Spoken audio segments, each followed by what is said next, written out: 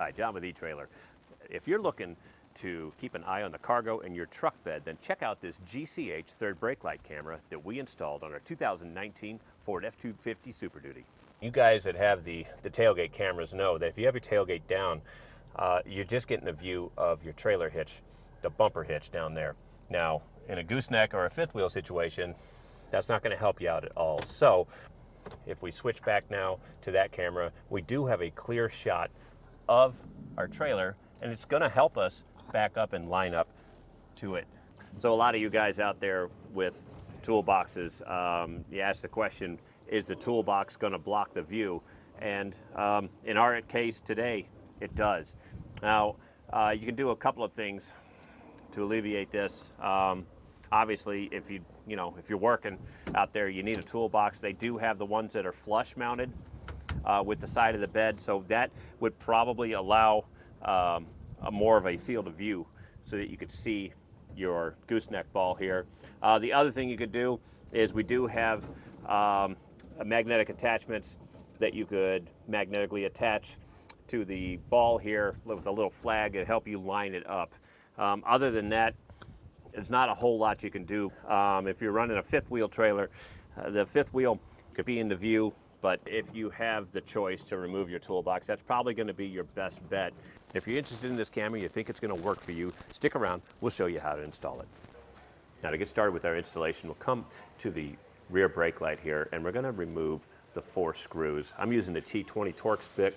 It looks like you can also use a flathead if you'd like. We're going to pull these screws out and make sure you hang on to them. We are going to be reusing these to install the new bezel. Then you should be able to simply pop the bezel out here.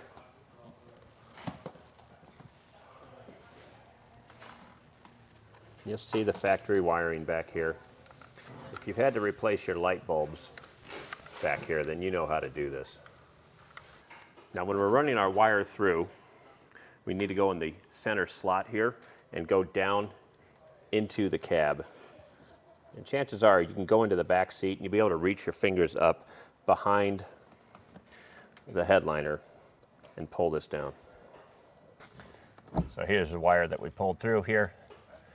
And we want to be careful as we pull this through. This wire is very, very thin camera wire, so just take your time and don't kink it. Now as you get closer here, make sure you take the factory light harness and run it through this left side.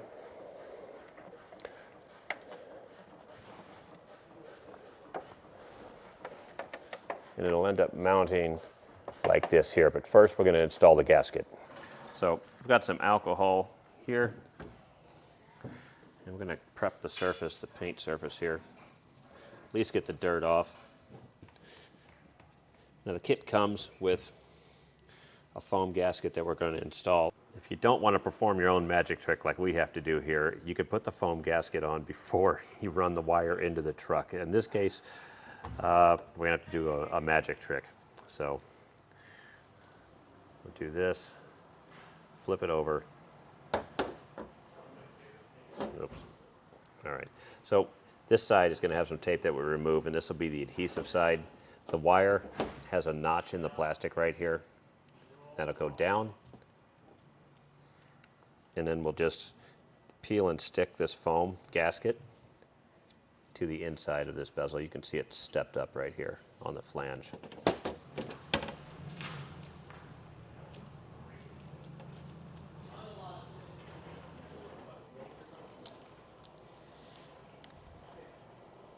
Now, it's also highly recommended that we use either some butyl rubber or silicone sealant. These things just are notorious for leaking. To install the new bezel, we are going to be reusing the 4 screws. So we started in the center over here, and I just ran the wire over. I was able to fish behind this corner here because we had the airbag, and I'll pull this down, you can see the wire right here. And we just ran this right underneath, all the way along to about right here. And right in here is where I made the connection between the long wire and then the short wire from the back, the camera connection. So that is right here. There's two arrows that you just simply line up and push these together. So this gets tucked up here, and we ran this all the way down to the A-pillar up here and down, and we're coming out right here. Now, I'm going to stop right now because next thing we're going to do is we're going to take the radio bezel off and pull the factory radio out. I'll show you how to do that, but once we do that, then we can run the wire probably either underneath or inside of the glove box here and over and up and connect to the radio. Next, we need to remove the cover panel for our center console to gain access to the monitor wiring. We will start by prying off this top panel here with the plastic pry bar tool. Okay, there's all four. There's what the tabs look like. We'll set this off to the side. Then we'll have some bolts to remove on top before we can pry off the top cover. It's a tight fit, so I'm having to use two pry tools to remove the top cover. Now that's going to expose the two 7mm bolts here that we need to loosen up.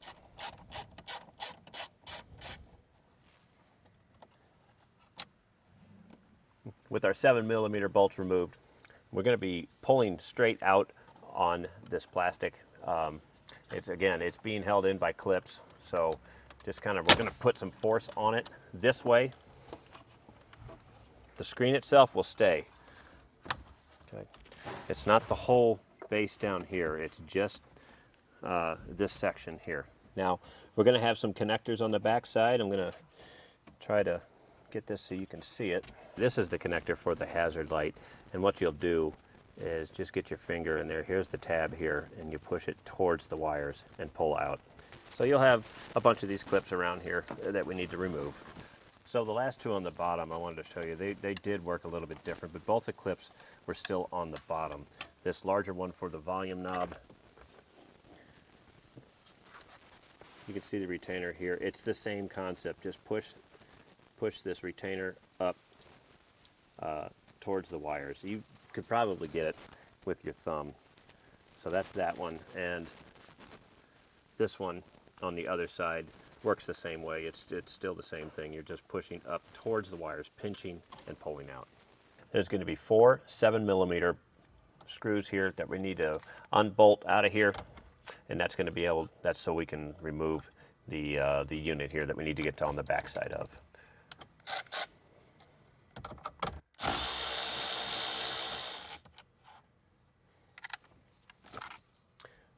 And this unit will simply just come right out. This is the connector that we need. So this connector is a little bit different, the way that it operates. We're still going to push down on this tab, but then this collar that comes over is going to slide down and it'll pop it out. So push the tab down, and then just slide this collar down, and it'll pop up like that. Now, you'll take the harness from the kit. Now, you're going to have a couple in there. This is going to be the one that's going to have the toggle switch attached to it. And you'll see the two connectors here. Now, when you get the connector, it may be jammed up already like this, like it's inserted. We need to reset this. So we'll do the same thing like we did to remove it from the radio.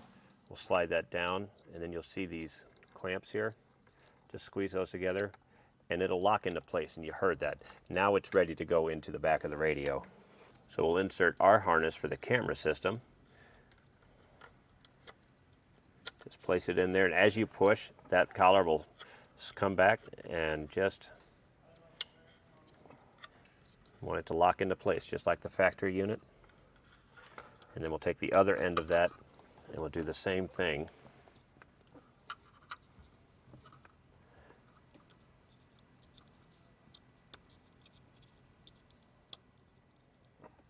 Double check that it's locked. And then we could feed our wires back in. Also, one thing to note is that this is the toggle switch that comes with this unit. you need to flip this on before you put it into reverse. In other words, this toggle switch is going to have to be mounted on the truck down here. This is pretty basic toggle switch. I would imagine that you can probably, if you have auxiliary toggle switches in your truck that aren't being used, you can probably wire this into it for a cleaner look. In this instance, we don't have any additional toggle switches, so we will be mounting this one in this video, just to let you know though. So I've threaded the wires through, and I just have them up on top of the dash right now. And I'm going to bolt the radio back in. We have enough room to work back here when we start fishing wires from the other side that I think we're going to be okay. Now our next steps are to run the wire harness that's coming from the back of the camera. We're going to run this underneath the glove box, and there's going to be a port over here, access, that we're going to run the wire up through, and we'll show you how to do that in just a second. But I wanted to explain, while we're doing this, I have an extra, we had some old wire hanging around the shop here that we're going to run as well. This system needs 12-volt power, and it needs to be an accessory power, which is when you turn the key off, it shuts power off so it doesn't stay on and drain your battery down. On this Ford F250, all of our power outlets here are hot all the time, even down here. So this wouldn't be a good place to get our power source from. There is, however, a fuse panel down in this lower kick well here on the passenger side, and I took a test light and just ran my test light on the tip of the fuse. There's two sides over here on the fuses. They have some micro fuses, and then they have some mini fuses as well. These are micro fuses. These are very small. But you just run your test light on either side, and if it lights up with the key off, you know that that's got power all of the time. If you find one that doesn't have any power, if your test light doesn't light up, go ahead and turn your key to the on position, and if this lights up, that's going to be accessory power. And that's when you can use this part number that we have here. This is a micro fuse tap. If you find a fuse that will work for you, like we did, you pull the fuse out, this will go in where the factory fuse was. And in that place, you'll put the fuse for the factory for your truck, and then you'll put in a fuse for the camera system, just like this. We're going to fish the wire from underneath on this side, and I've got this lower trim panel here. On this edge over here, you just pull out on it, and I'm going to fish this tubing down, and then from that panel we'll fish it up to the top of the dash where we can make all of our connections nice and easy.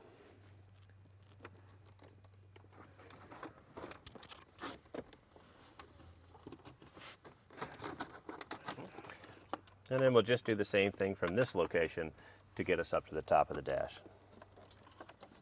And we'll just feed it up through here. Be careful when you do this that you don't pull on the wires too much. It's got delicate electronics back here, and honestly that's really enough wire for us. We're going to make all of our connections here, and then we'll nest them underneath here. Now we know where we're getting our power from, but we need to pick up a ground. The easiest place for us is going to be the cigarette lighters, or the 12-volt power supplies right here. If you have these here, that's great. If you don't, you may have another one somewhere else, like down here. But in any event, to get this out of here, I've got it half out right now. I just took a small slotted screwdriver and push the tab in. It's very hard to get your fingers back there to loosen this up.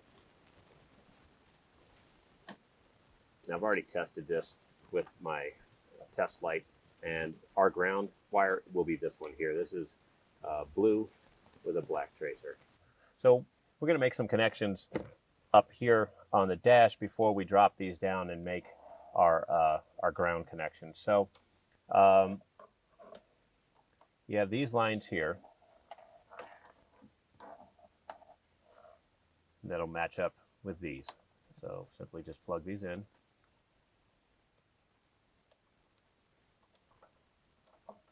And that'll leave you with one more video connection to make here, like so.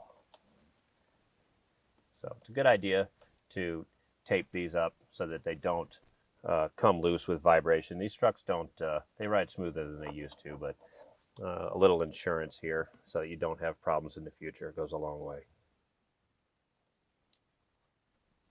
Now I've taped our ground wire that we're going to connect to the outlet connector here, and I've taped it to our switch because both of these are going to make their connection. We're going to do that here, and we're going to run the toggle switch down below and mount it down there. So this was easier to make our connections up here, and then we can just drop everything back down and finish up. So I went ahead and took the amplifier out. It's just easier to work this way.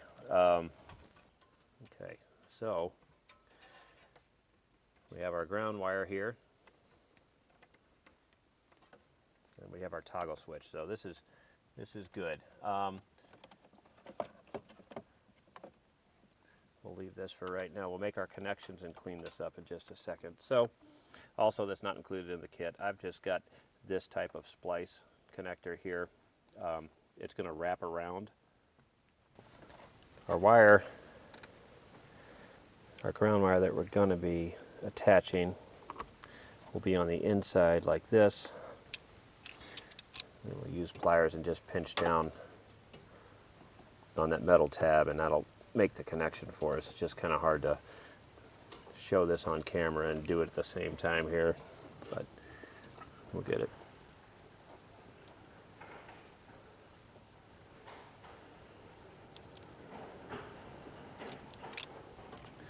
And give everything a tug, make sure it's connected. You can fold that plastic protector back on, and we can plug this back in to our power outlet. Okay, so we're going to take the plate, the cover plate off of this, and it's got a set screw on the front and the back if we need to adjust the depth on this, which we have gobs of room on this truck, so that's not going to be an issue. I'll just take these pieces off here. This is going to be the size drill bit we need. We're going to drill a single hole and then pop this through the back, and then reset our hardware. It's really not too difficult here. Okay, so I marked out a spot, and we'll just drill into this. This is just plastic, so take your time, and it's not going to be very difficult to drill through.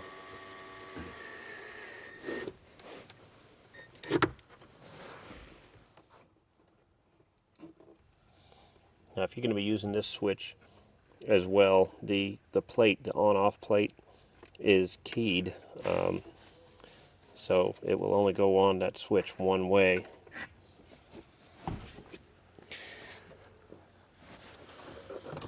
Now, so go ahead and orient that in the correct position and tighten it down. Okay, so we've got a tight space here, so we just got the camera zoomed in close so you can see what I've done. You can see the micro fuse tap where I've plugged it in. Now, keep in mind that on your truck, depending on what package you have, you may not be able to use the same location that I did. That's why I explained how to figure out to find which fuse was going to be on accessory power and not. So we've got the fuse tap, and I've got the red line that came down from the radio and everything, and we're going to hook those two up.